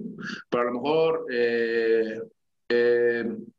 me pueden decir, oye, pero es que yo tengo el 50%, entonces, a ver, ahí hay un problema, hay que checar qué está pasando. Y si de plano ya corregimos todo y seguimos con lo mismo, hay que seguir buscando qué está pasando, ¿no? Entonces, a lo mejor yo he visto granjas donde cambian de genética y de repente mejora todo eso, porque la genética es más resistente, come más, el ciclo productivo se acorta porque crece más rápido, entonces la sobrevivencia, todo eso pues cambia, ¿no? Pues yo creo que en promedio esperarías un 80, un 90%, 85% para arriba de sobrevivencia, ¿no? Eso es más o menos lo que yo pues consideraría normal con mi experiencia en varias granjas que he tenido la oportunidad de trabajar. Muy bien, muchas gracias. Marilu Montero también pregunta que qué sustancia les inyecta a los ojos cuando hace la necropsia. En este caso se llama Buan, es un fijador que de hecho se utiliza también en mamíferos, es un fijador para ojos. Lo que pasa es que eh, este fijador endurece un poco más los tejidos y es más fácil cortarlos para hacer el procesamiento. Obviamente hay que tener cuidado, se llama Buan, perdón. Obviamente hay que tener cuidado porque si lo dejo mucho tiempo fijando se va a poner muy duro, demasiado, que ni yo ni el histotecnólogo lo vamos a poder cortar. Se puede utilizar, pero también si ustedes quieren fijar ojos, pueden simplemente inyectar un poco de formol y ya después meter el ojo en un frasco con formol y también se fija adecuadamente. Sí, ahí también depende mucho del tipo de ojo. Habrá algunos animales que tengan un poco de cartílago, por ejemplo, con las aves, y también eso va a complicar un poco el cortisológico, pero lo que se utiliza es guano formol, eso es el fijador que se utiliza. Muy bien, gracias. Enrique Estrada dice que en alguna ocasión escuchó decir a un médico que los parásitos externos abandonan a los peces moribundos. ¿Qué tan cierto es esto? Saludos. Sí, de hecho me ha tocado verlo, hemos tenido la oportunidad de verlo alguna vez. Sí hay cierto abandono, vaya, los animales detectan que pues no hay movimiento, que el animal simplemente ya no está circulando la sangre. Por ejemplo, si un animal que es hematófago y ya ve que no hay circulación de sangre en la branquia, pues ¿qué va a decir? Bye, voy a buscar a otro animal que pues sí tenga su circulación sanguínea donde yo me pueda alimentar, ¿no? Sí pasa realmente. Pero bueno, es algo, para poder saberlo adecuadamente habría que estudiarlo, pero sí, sí me ha tocado ver la diferencia. Yo he tenido la oportunidad de evaluar, por ejemplo, en el caso de animales, te lo digo porque, por ejemplo, cuando hay mortalidad en larvas de peces, siempre yo evalúo animales muertos, que ya están muertos, que se ven ahí flotando, y también evalúo animales vivos. Y sí se nota una gran diferencia en los animales vivos que tienen muchos en comparación con los muertos que pues puedes no encontrar nada, ¿no? Entonces siempre de preferencia hacer diagnóstico en animales pues que están vivos o moribundos. Gracias. Maximiliano Ruiz dice, buenas noches, doctor, muy interesante la explicación. Buenas Tengo noches, algunas gracias. preguntas. La primera dice, ¿hay órganos de rutina a tomar para su estudio histopatológico? Lo que les decía, la necropsia es efímera, entonces yo les recomiendo que tomen todo, todo, todo, ¿no? Por ejemplo, yo tengo aquí el servicio de diagnóstico, ¿no? Entonces yo les digo, a ver, tú toma todo, toma piel, toma ojos, toma el riñón anterior, posterior, vaso, gónada, vejiga natatoria, corazón, todo. Pero yo elijo aquí ya qué hacer diagnóstico. O bueno, por ejemplo, cuando yo hago diagnóstico, que voy a hacer una necropsia en campo, yo tomo todo, pero digamos, si yo sospecho que es una estreptococosis, usualmente pues reviso, le pongo más énfasis a revisar el cerebro. Pero de preferencia, yo siempre les digo que manden todo. Y otra cosa por la que yo sugiero que lo hagan es porque en acuicultura y en organismos acuáticos falta mucha investigación. Hay veces que dejamos cosas o nos perdemos diagnóstico de cosas porque no tenemos los órganos. A lo mejor yo encuentro, a lo mejor, por ejemplo, yo digo, bueno, sí, te diagnostiqué estreptococosis, pero a lo mejor no me mandan intestino y resulta que el intestino tenía otra lesión de alguna otra enfermedad viral, por ejemplo, que ya no pude yo diagnosticar. ¿No? Aunque tú no sospeches de nada a nivel digestivo, puede llegar a encontrar. He tenido casos donde veo coccidiosis intestinales en tilapias, por ejemplo, que no sospechaban para nada de eso y hay una coccidiosis intestinal que aparte del otro proceso también está afectando, ¿no? Entonces, sí, si me preguntas para microbiología te digo de rutina, riñón anterior, vaso, cerebro, riñón posterior. Esos son como los de rutina, sobre todo riñón anterior y vaso. Pero para histopatología sí, yo te recomendaría que tomes prácticamente de todo y si ves alguna lesión ya específica, tomar directamente la lesión, ¿no? Muy bien, gracias. Y la segunda pregunta es, ¿cómo se incluyen las branquias para su estudio histopatológico? Las branquias directamente, ¿eh? Hay mucha gente que me las manda, lo que hacen es cortar las lamelas. En las branquias, bueno, déjame ver si tengo por aquí alguna foto rápida para mostrarles. Déjame ver. En las branquias tenemos, aquí miren, en esta foto. En las branquias tenemos esto blanco que se llama, bueno, estos se llaman branquiespinas y ese es el arco branquial, que es cartílago, ¿ok?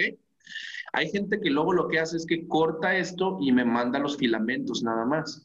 Esto es muy difícil de evaluar porque estos filamentos son muy delgaditos. Y vean esta cápsula, por ejemplo, ve cómo tiene hoyitos, se pueden ir por ahí. Entonces, cuando van al proceso histológico, todos esos filamentos se van y ya no voy a tener nada para diagnóstico.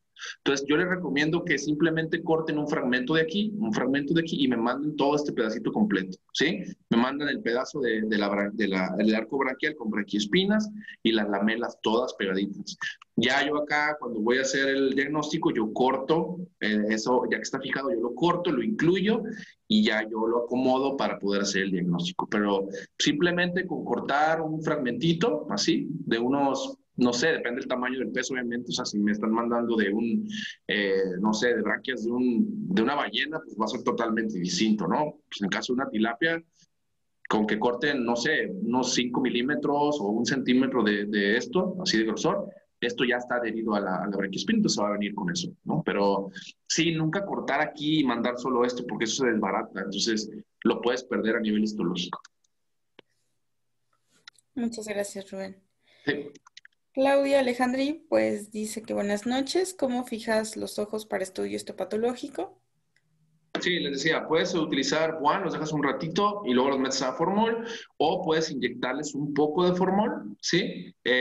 Vaya, el ojo depende mucho también del tamaño del ojo, porque si yo te digo, mete 1 centímetro en un animal de 3 gramos, pues lo vas a reventar, ¿no? Entonces, depende mucho del tamaño del ojo, de meterle un poquito de formol, y ya con eso, aparte lo metes en un frasco con formol al 10% y se va a fijar internamente y externamente adecuadamente, ¿no? Unos 24 horas de fijación y es suficiente. Hay veces que me mandan los ojos cortados a la mitad. Yo recomiendo que me los manden completos, sí, completos. Ya que yo los evalúo, yo los corto y yo veo si hay algún parásito y ya yo elijo qué corte histológico meter para poder hacer el diagnóstico histopatológico, ¿no? Muy bien. Ulises pregunta que ¿cuál es la bacteria que se come a las tilapias? Entrecomillado, que se Se come. come Flavobacterium columnare, esa se llama Flavobacterium columnare. Antes se le llamaba, ay, se me fue el nombre, Flexibacter columnaris, se llamaba antes, Flexibacter columnaris, Flavobacterium columnare se llama ahora, y sí, esa es la que prácticamente pues se los come, ¿no? Los deja casi a la mitad, sobre todo en animales muy pequeñitos. Ya eso tendríamos que hablar después, si algún día quieren que hablemos algún tema así, podemos ya hablar como de enfermedades de forma específica para que vean qué enfermedades, qué lesiones generan, pero sí, Flavobacterium columnaris, columnare. Muy bien. Daniela pregunta que ¿a dónde van a enviarnos la presentación al correo? Pues no sé si quieras Sí, contestarlo. La... bueno, no, esta la vamos a enviar la grabación, ¿sale? Cada jornada que ustedes, bueno, cada conferencia que asistan se está grabando, de hecho se está grabando ahorita, y se les va a enviar un link para que ustedes puedan verla, pues las veces que ustedes quieran, ¿no? Muy bien. Maximiliano Ruiz nuevamente pregunta que si ha encontrado complicaciones bacterianas y parasitarias al mismo tiempo en sus casos. Siempre, es muy, muy común. Sí, sobre todo en tilapias, bagres, me ha tocado en peces de ornato, bueno, en animales, sobre todo en animales de producción, me ha tocado ver ambas cosas, ¿no? Sí, es muy frecuente que encuentres parasitosis, a lo mejor es muy leve, a lo mejor es un poco más pesadita, un poco más fuerte, más importante, pero sí, sí me ha tocado ver procesos infecciosos mixtos, incluso triples, o sea, ha llegado a haber casos que hay hongos, parásitos, que hay hongos, bacterias, protozoos y de todo, ¿no? O sea, sí es muy común en los peces que haya de todo. Aquí lo más importante es identificar cuál es el que de primera instancia generó el proceso, ¿no? Porque si es a lo mejor el proceso parasitario es el más importante y como hay inmunosupresión, etcétera, pues hay una bacteria después, ¿no? Entonces, esto no indica que realmente sea un cuadro, bueno, hay un cuadro mixto en el momento, pero a lo mejor la bacteria no fue la que empezó, a lo mejor fue el parasitismo o a lo mejor al revés. Entonces, hay que tratar de identificar ese tipo de cosas, eso es lo más importante. Él mismo también pregunta que cuáles son las enfermedades más frecuentes en las tilapias a partir de su experiencia.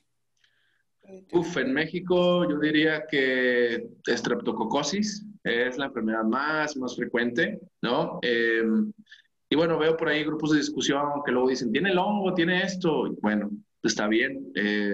Lo importante es hacer diagnóstico.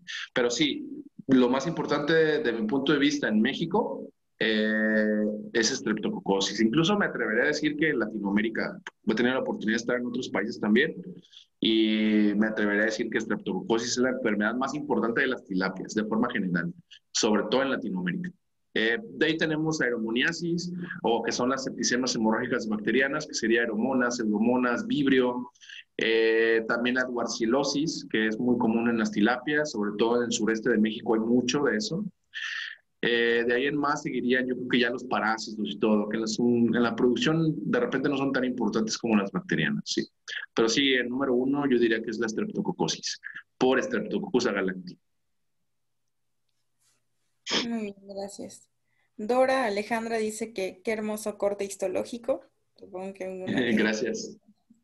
De la Enrique cabeza. Estrada también pregunta que si haces diagnóstico en camarones. Sí, de hecho sí, he tenido la oportunidad de trabajar con camarón, langostino. Ahorita andamos viendo con ostiones, que no tengo mucha experiencia, pero me quieren mandar unas muestras, entonces también en el ostión le vamos a empezar a entrar, yo creo. Pero sí, sí también te hacemos diagnóstico en camarón, así que si se te ofrece, con mucho gusto aquí estamos, para servirte. Muy bien. Ulises pregunta que en qué caso se decide utilizar la biología molecular. ¿En qué casos?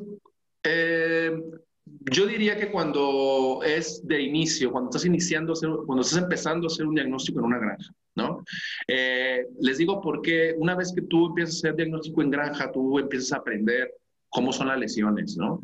Esto no quiere decir que nada más lo hagas una sola vez, sino que hay que estarlo haciendo de forma frecuente, porque de repente yo he atendido granjas donde yo voy a hacer diagnóstico en enero, por ejemplo, y tienen una bacteria y de repente en marzo o en abril o en mayo hay otro serotipo o hay otra bacteria, ¿no? Que está involucrada. Entonces, yo creo que es algo que tiene que ser constante, si tú quieres tener un buen monitoreo de la sanidad, tienes que hacer algo constante, que sea por lo menos mensualmente, mandar algún grupo de muestras de animales que estén enfermos. Eh, entonces, sí, yo creo que sería de esa manera.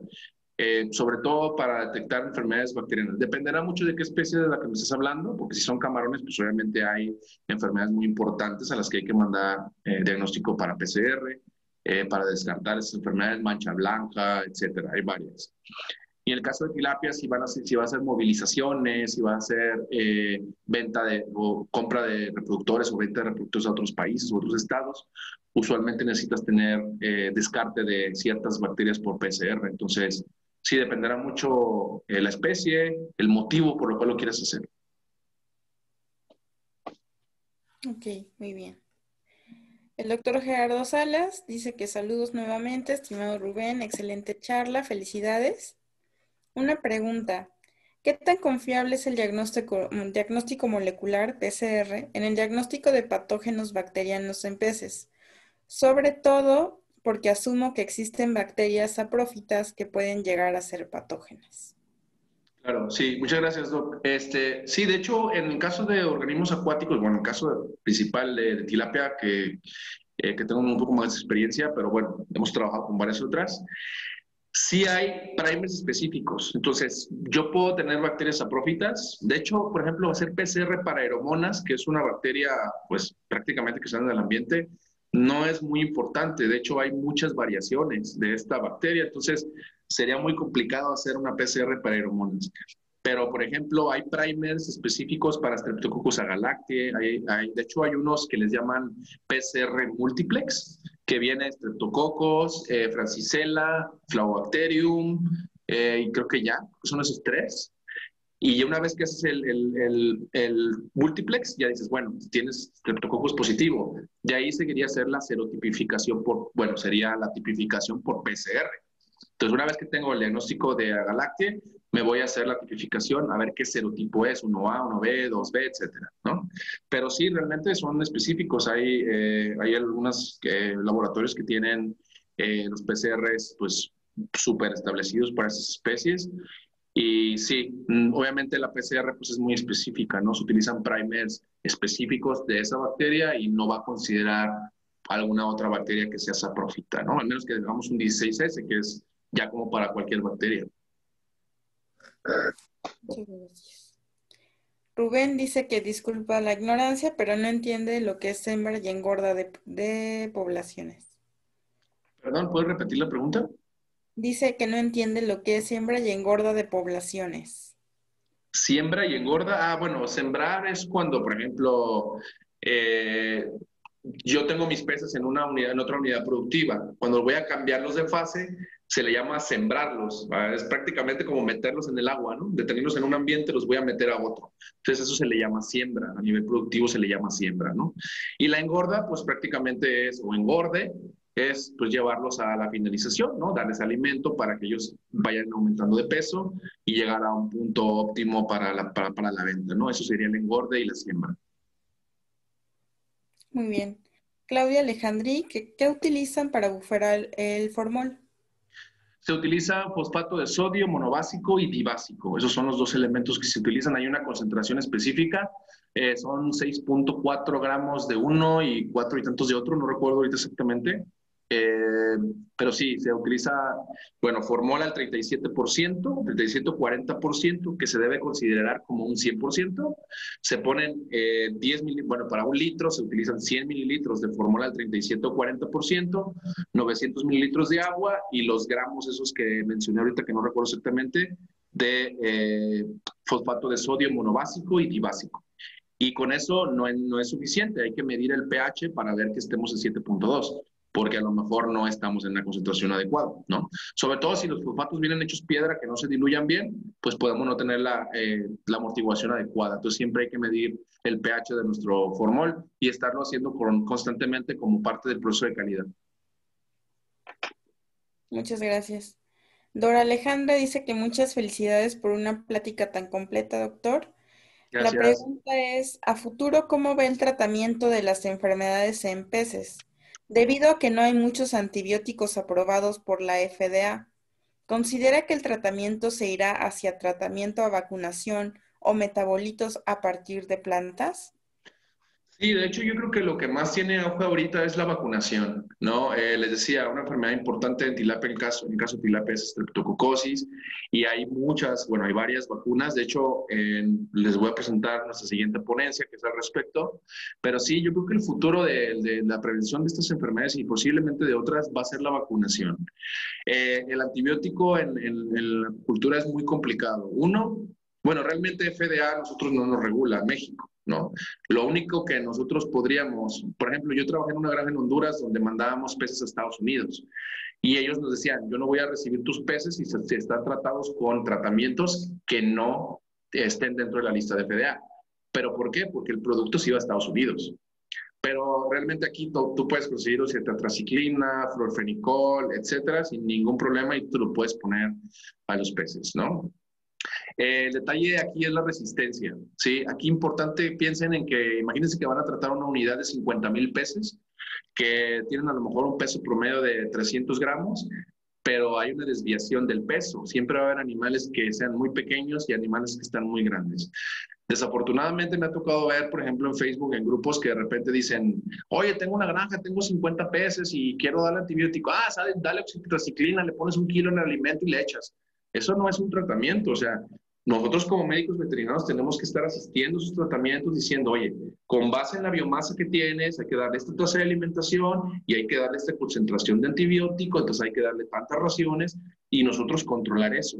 Pero lamentablemente, y eso es algo desafortunado realmente en el país, es que cualquier persona puede comprar antibiótico,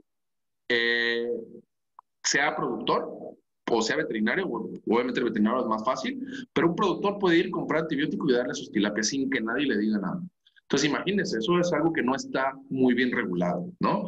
Entonces, bueno, para mí es muy problemático, genera mucha resistencia, habrá animales que coman, habrá animales que sean muy voraces, por lo tanto habrá subdosificación y sobredosificación en la misma unidad productiva y eso me va a generar resistencia a antibióticos impresionante. Me ha tocado ver casos en los que ya de plano dices, no, pues es que ya no se puede hacer nada con ningún antibiótico, desafortunadamente por el mal uso, porque no hay alguien que esté detrás cerciorándose de que se esté utilizando correctamente, ¿no? Entonces, he visto granjas lamentablemente que dan tratamientos al finalizar y acuérdense que tiene que haber un periodo de retiro. Entonces, probablemente alguno de ustedes haya consumido alguna tilapia con antibiótico, no se los puedo negar, porque hay gente que no entiende estas cosas y ya cuando la mortalidad se les está yendo, pero ya van a cosechar, pues dale antibióticos hasta que cosechemos. Cosechan y pues llevan residuos de antibióticos. Entonces, es un problema muy interesante que pues hay que abordar en algún momento legislativamente, ¿no? Muy bien, muchas gracias. Y tenemos una última pregunta de Roberto Farías. Dice que excelente plática, doctor Rubén, te felicito y agradezco la capacitación.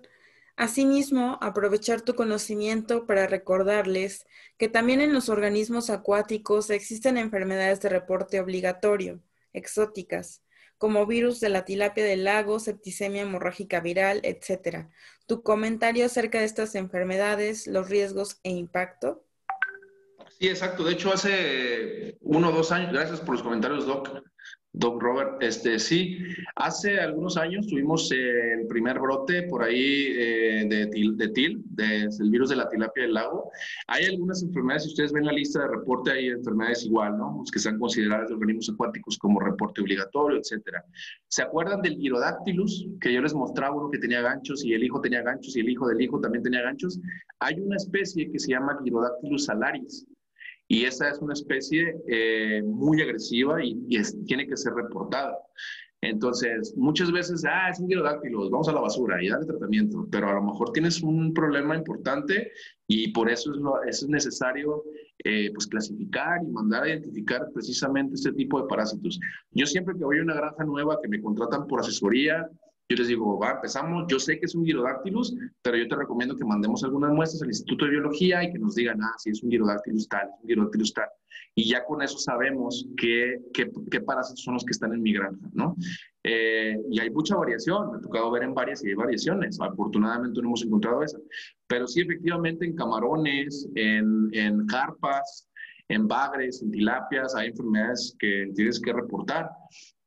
¿Por qué no se hace? Porque pues nadie hace diagnóstico, desafortunadamente.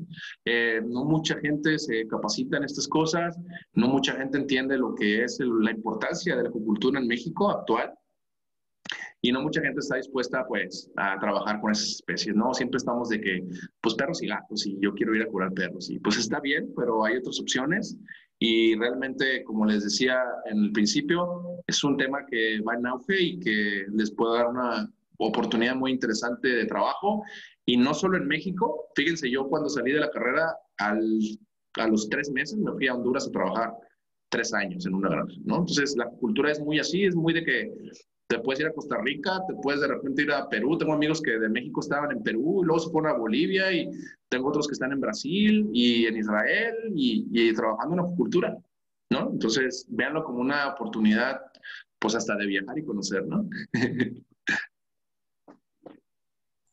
Muy bien, muchas gracias. Finalmente tenemos un comentario de Maximiliano que dice que muchas gracias, doctor, excelente noche. Estaría de maravilla pláticas acerca de cada una de las enfermedades. Muy completa charla. Gracias, sí, esperamos el siguiente año organizar algo. La verdad que a mí me interesa mucho, pues darle un poco más de difusión a la parte de organismos acuáticos, es prácticamente mi especialidad. Y sí, con muchísimo gusto. Buscaremos muy buenos ponentes para ustedes y ojalá que cuando salga la información, pues nos den el gusto de estar con nosotros. ¿Sale? Pues muy bien, muchísimas gracias a todos por acompañarnos. Rubén, muchas felicidades. La verdad es Gracias, que una Dani. plática muy, muy completa y sí, realmente pues estamos un poquito atrasados en acuacultura y esperamos que gracias a gente como tú, pues vayamos evolucionando. Y pues bueno, muchas gracias a todos por acompañarnos. Rubén, creo que vas a comentar algo. Sí, bueno, por último, bueno, agradecerles a todos, Dani, por la presentación, por ayudarnos con las preguntas y bueno, a todos por participar. Les comento una cosa, hemos decidido que a ustedes que participaron el día de hoy, les vamos a hacer un descuentazo para que puedan acceder a todas las conferencias. Habíamos puesto un precio inicial de 100 pesos por cada una, serían 600 pesos. Y ahora bueno, ahí les vamos a mandar un correíto para que tengan un buen descuentazo y puedan acceder a todas las conferencias. Además, al final, pues les vamos a dar su constancia de participación y van a tener el acceso nuevamente las veces que ustedes quieran a las conferencias. Les recomendamos que nos sigan en las redes sociales para que se enteren de todas las conferencias, de todas las ponencias que va a haber, de todas las charlas a futuro. Si necesitan que les colabore con diagnóstico, pues con muchísimo gusto. Aquí están en Instagram, en Facebook y en YouTube algunas conferencias.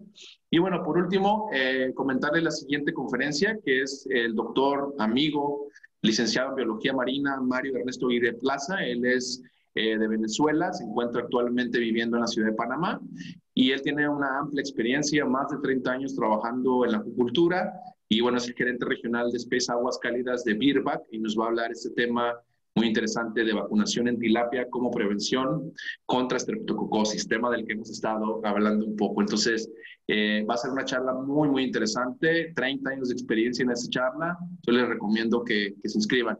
Ya les mandaremos la información para lo del descuento, que por ahí les tenemos preparado, y ojalá que nos sigan acompañando en las otras charlas, ¿sale? Y bueno, veo muchos comentarios, muchas gracias a todos, muchas gracias por haber participado y nos vemos en la siguiente conferencia. Gracias, Dani. Hasta luego a todos, cuídense. Hasta luego.